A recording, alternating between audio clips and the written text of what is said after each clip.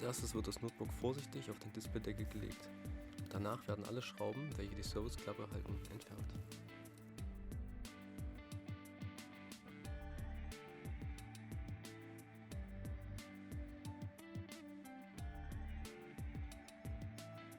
Den Akku bitte immer vom Gerät trennen.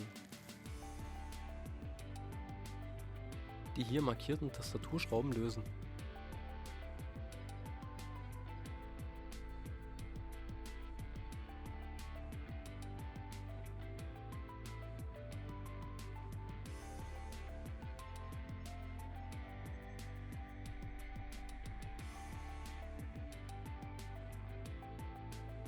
Mit einem dünnen Werkzeug, zum Beispiel einer stärkeren Bohrklammer oder einem dünneren Schraubenzieher, gegen eins der beiden Gewinde, die Tastatur, aus ihrer Fixierung drücken.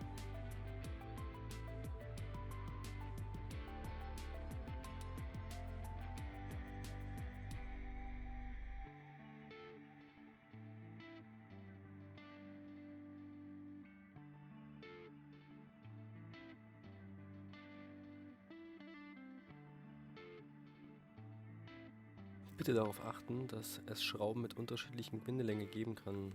Diese müssen dann später wieder an ihre ursprüngliche Position.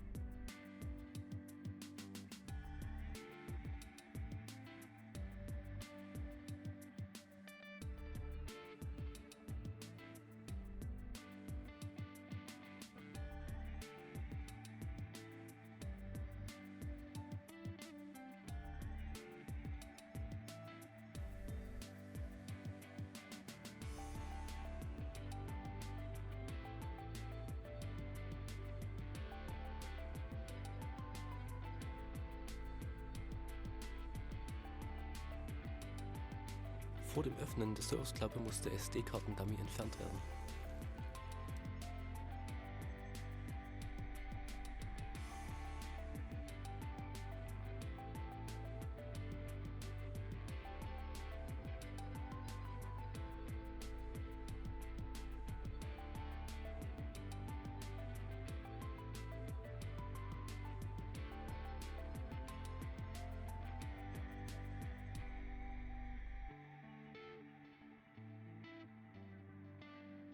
Die SSD mit dem Formfaktor M.2 wird im ca. 45 Grad Winkel in den Steckplatz geschoben, nach unten gedrückt und zum Schluss mit einer Schraube fixiert.